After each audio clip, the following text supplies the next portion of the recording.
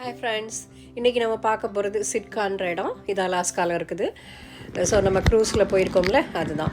So இப்போ நீங்கள் பார்க்குறது இதில் வந்து எதுன்னு பார்க்குறீங்கன்னா, அங்கே மியூசியம், சிட்காவில் இருக்க மியூசியம். அந்த சிட்கான்ற இடத்த எப்படி ரஷ்யர்கள் கைப்பற்றினாங்க, ரஷ்யாட்டேருந்து எப்படி அமெரிக்கா வாங்குச்சு, அதை பற்றிய கதைகள். அதை நம்ம பின்னாடி பார்க்கலாம். அப்புறம் அங்கே நிறைய கடைகள் இருக்குது.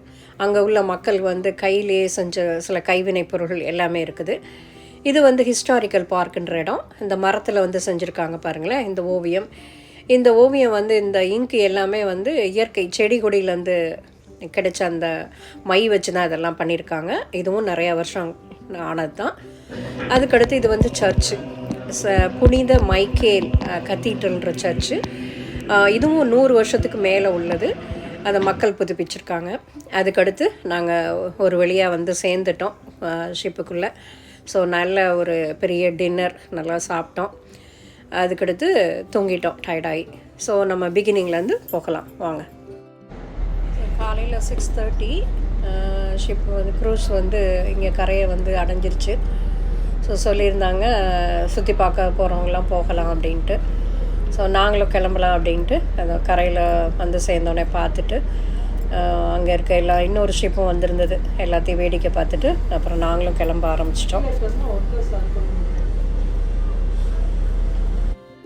நாங்கள் அங்கேருந்து இறங்கி வந்துட்டோங்க. அப்புறம் அங்கே ஒரு பஸ் வழியாக அங்கே பெரிய க்யூ இருந்தது. எங்களை மாதிரி எல்லோரும் இறங்கி வந்தாங்க. அந்த ஒரு பஸ் வழியாக ஏறிட்டு அந்த சிட்கான்ற இடத்துக்கு நாங்கள் வந்தோம். ஸோ பெரிய க்யூ காலையில் நேரத்துலையுமே.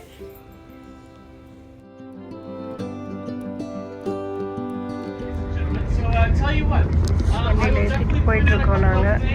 என்னன்னு சொல்லிட்டு இருக்காரு. பஸ்ஸில் போயிட்டு நாங்கள் அந்த மியூசியம், சிட்காவோட ஒரு மியூசியத்துக்கு போயிருக்கோம். ஸோ இந்த மியூசியத்தில் வந்து சிட்கா எப்படி உருவானது எல்லாமே அதில் கொடுத்துருக்காங்க.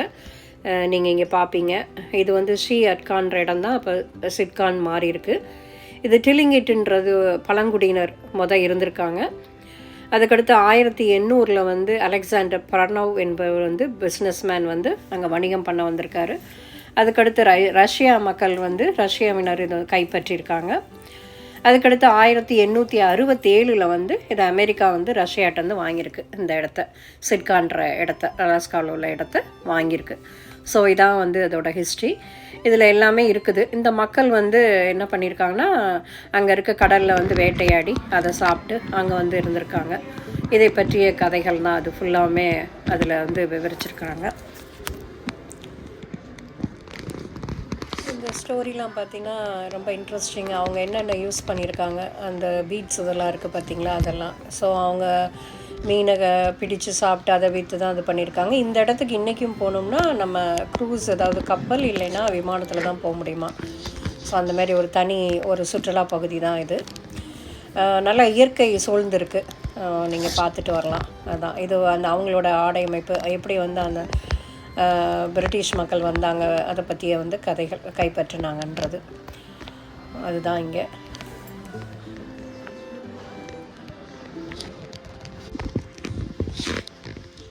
பார்த்தீங்கன்னா அந்த மேலே இருக்க பாருங்கள், இதில் கட்டி விட்ருக்காங்க. ஐஸை கட் பண்ணி எடுக்கிறதுக்காக குதிரையில் கட்டி விட்ருக்காங்க. பெரிய ராடு மாதிரி இருக்குது. கல்ச்சர்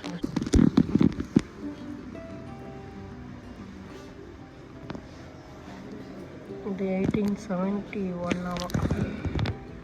அப்போலேருந்து இருக்குது இந்த தண்ணி ஜார். ஆமாம், இது வந்து 18th செஞ்சுரியோட ட்ராயிங்.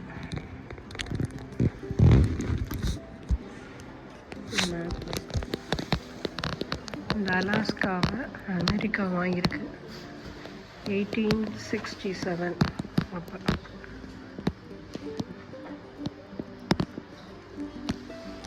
ரஷ்யாட்டேருந்து வாங்கியிருக்கு அலாஸ்காவை அமெரிக்கா 1867. இங்கே கொடுத்துருக்க பாருங்கள், ஹேட்சர்ட் அமெரிக்கன் சொல்லுவான். அதானே, அதாவது அலாஸ்கா வந்து ரஷ்யாட்டேருந்து அமெரிக்கா வாங்கினது. ஒரு செரமனி பண்ணியிருக்காங்க. இப்போ நீங்கள் பார்க்குறது எப்படி வந்து அமெரிக்கா அங்கே ரஷ்யாட்டேருந்து இந்த இடத்த சிட்கா வாங்கினதுன்றது அங்கே கையில் எழுதி அந்த ஹேண்ட் ரைட்டிங்லாம் ரொம்ப அழகாக இருக்குது பாருங்களேன். எழுதியிருக்காங்க எவ்வளோவுக்கு வாங்கியிருக்காங்க 1867. அது யாரால் வாங்கப்பட்டது, யாரால் விற்கப்பட்டது, எல்லா டீட்டெயிலுமே இங்கே கொடுத்துருக்காங்க. ஸோ அந்த மியூசியத்தில் இதெல்லாம் இன்னும் வந்து பத்திரப்படுத்தி வச்சுருக்குறாங்க. அப்புறம் அதுக்கடுத்து அந்த காலத்தில் அவங்க பயன்படுத்திய துப்பாக்கி, மற்ற பொருள்கள், பிரிட்டிஷ்காரங்களாலும் சரி மற்ற பீப்புள், அதாவது அங்கே வந்தவங்க என்னென்ன யூஸ் பண்ணாங்கன்றதையும் சில பொருள்கள்லாம் அங்கே எடுத்து வச்சு இந்த மாதிரி மியூசியத்தில் வச்சுருக்குறாங்க.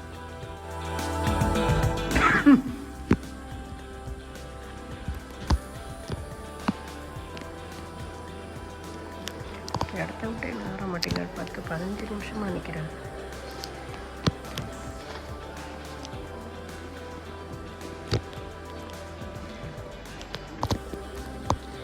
நம்மளுக்குள்ள எல்லாம் இருக்குல்லங்க, அந்த பொட்டி தான் அது. இங்கேயும் வச்சுருக்காங்க.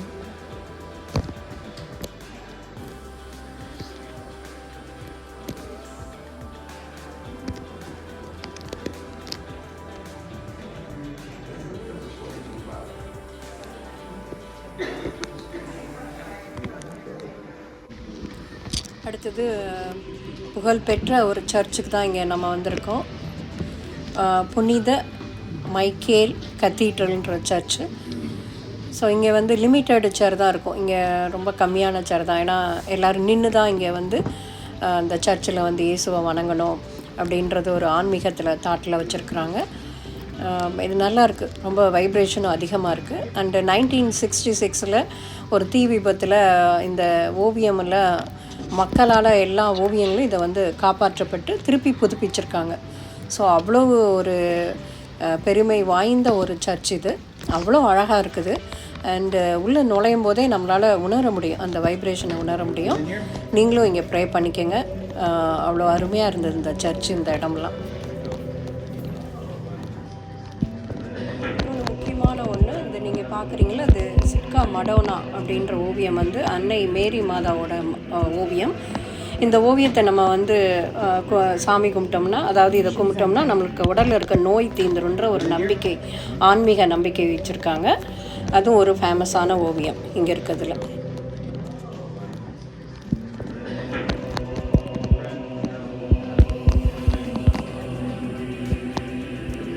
ஆமாம்,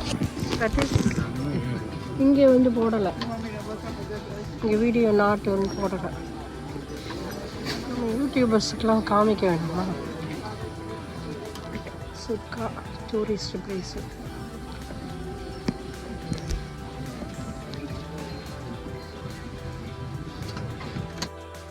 அந்தந்த இடத்துல ஒரு டவுட் வந்துடும் நமக்கு, வீடியோ எடுக்கலாமா வேண்டாமா அப்படின்ட்டு. ஸோ அந்த டவுட்டையும் கிளியர் பண்ணிக்கிட்டோம்.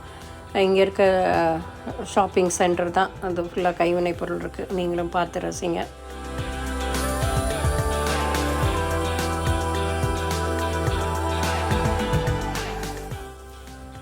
இந்த வில்லேஜோட அவுட் சைடுங்க, அதுதான் இப்போ நீங்கள் பார்க்குறீங்க.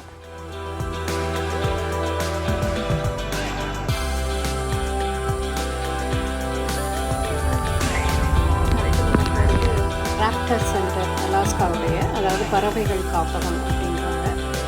ஸோ இங்கே வந்து காடுகள்லேருந்து வரக்கூடிய கழுகு, அதுக்கடுத்து ஆந்தை, இதெல்லாம் வந்து இங்கே பராமரித்து திருப்பி கொண்டு போய் காட்டில் விட்டுறாங்க. இல்லைன்னா அப்படி காட்டில் இருக்க முடியாத பறவைகளும் இங்கேயும் அவங்க வந்து வச்சு காப்பாற்றுறாங்க.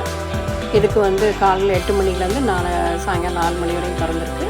இதுக்கு நுழைவு கட்டணம் உண்டு. ஆமாம், என்ட்ரன்ஸ் ஃபீ உண்டு. அப்புறம் வல்கைன்ற ஒரு ஃபேமஸ் கல்வி இங்கே வச்சுருக்குறாங்க. நிறைய ஆந்தை கழுகுலாம் இருக்குது. இது வந்து பறவைகள் காப்பகம் அப்படின்றாங்க. ஸோ நீங்கள் போய் பார்க்கலாம்.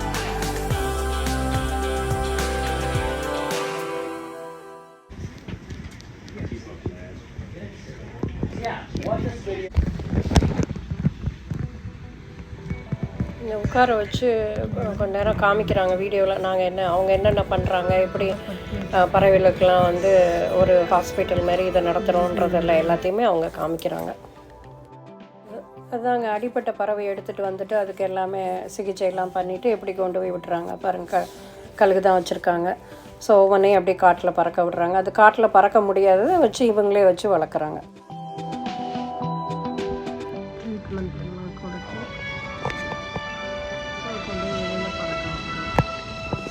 ரெசிடென்ஸ்னு போட்டிருக்காங்க. ஸோ இங்கே இருக்க பறவைலாம் அதுக்கு ட்ரீட்மெண்ட்லாம் கொடுத்து திருப்பி கொண்டு போய் பறக்க விட்டுருக்காங்க. ஒரு ராப்டர்.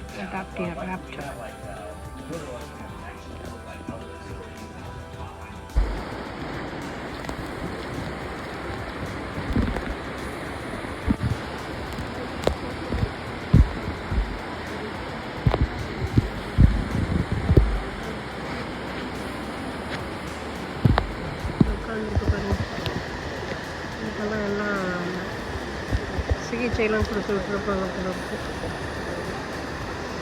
பராமரிக்கிற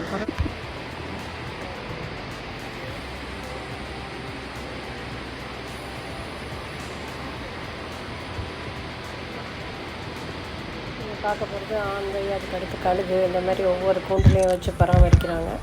நல்லா வித்தியாசமாக தான் இருந்தது, பார்க்க நல்லாவும் இருந்தது.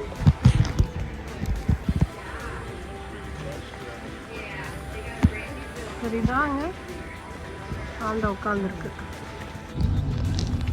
No, they're just snow-capped mountains, yeah. So if you look around the corner, up here you see an even smaller body of water, and we call that a finger. In Norway they call it a fjord. But I found out that in Norway they don't call them chicken fjord. It's still chicken finger. அதான் அவர் அங்கே explain பண்ணிட்டு இருக்காரு அந்த ஓட்டுநர், bus ஓட்டுநர். Head up that fjord, up that finger. So that's why they park themselves here. Pretty smart. So national park இதுக்குள்ளே நம்ம போகலாங்க. உள்ளே தான் போயிட்டுருக்கோம் காட்டுக்குள்ளே. பட் சில இடங்கள் இந்த செடி கொடியெலாம் தொடக்கூடாதுன்னுவாங்க. ஏன்னா சம்டைம்ஸ் நமக்கு தெரியாது, சில இதெல்லாம் அலர்ஜி பாய்சனஸ்லாம் இருக்கும், அதுக்காக.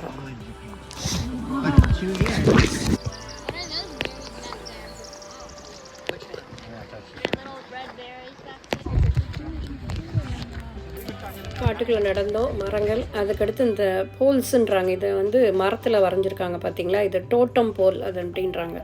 டோட்டம் போல்ஸ், அதாவது இந்த சிற்பங்கள் வந்து அவங்க அந்த மையெல்லாம் பார்த்திங்களா இயற்கையிலேயே அதாவது இயற்கை இதுலேருந்து உருவாக்கின பெயிண்டிங் தான்.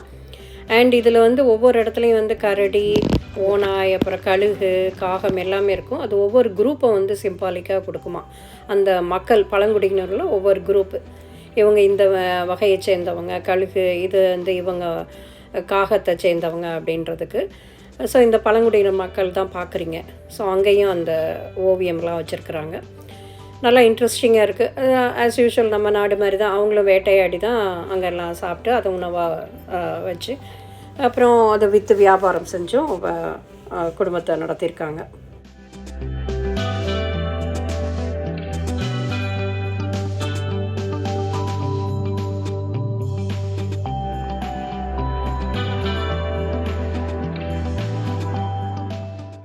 இந்த பழங்குடியினர்கள் பார்த்திங்கன்னா 2 பறவைகள் முக்கியமாக இடம் பெற்றிருக்கு, அதாவது காகமும் கழுகும். ஸோ அந்த பிரிவை சேர்ந்த 2மே காகத்தில் இருக்கவங்க கழுகு இனத்தை சார்ந்தவங்களை கல்யாணம் பண்ணணுமா. அதுக்கடுத்து பார்த்திங்கன்னா காகம் சிம்பாலிக்காக தந்திரம் மிக்கதுன்றனால அதை வந்து வழிபட்டிருக்காங்க. கழுகு வந்து பிரேவ் அண்டு விடாமுயற்சி இதுக்காக அப்படின்னு கழுகையும் அதை வந்து ஒரு சிம்பாலிக்காக அந்த குரூப்புக்கும் வச்சுருக்காங்க. ஸோ அந்த 2 குரூப்பும் மெயினாக கொடுத்துருக்கு. இதை ஒட்டிய கதைகள்லாம் இருக்குது நிறைய. இதிலெல்லாம் நீங்கள் சர்ச் பண்ணிங்கன்னா இருக்குது நிறைய, நம்ம ஊர் கதைகள் மாதிரியே இதுக்கும் நிறையா கதைகள் இருக்குது.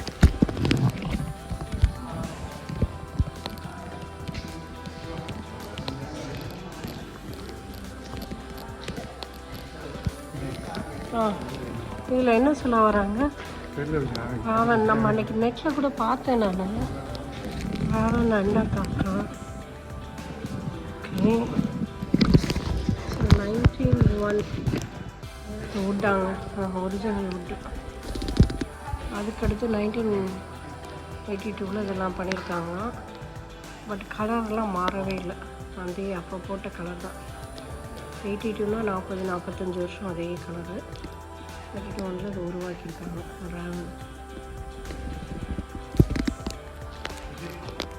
இந்த வரேன், இந்த ஷிப் தான் நம்ம ஏற போகிறோம்.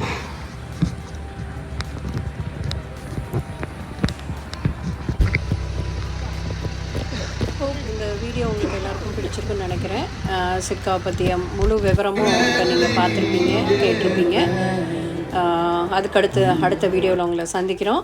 அதுக்கடுத்து இங்கே க்ரூஸுக்கு வந்தாச்சு. கொஞ்சம் நேரம் அந்த பாட்டெல்லாம் கேட்டுக்கிட்டு இருக்கோம்.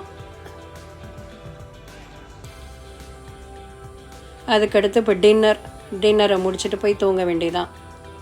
கொஞ்ச நேரம் உட்காந்துட்டு நல்லா ஹெவி டின்னர் எல்லாம் சாப்பிட்டோம். திருப்தியாக சாப்பிட்டுட்டு டயர்டாயிடுச்சு, போய் தூங்க போகிறோம். அடுத்த வீடியோவில் உங்களை சந்திக்கிறேங்க. வாழ்க வளமுடன். தேங்க்யூ. கேக்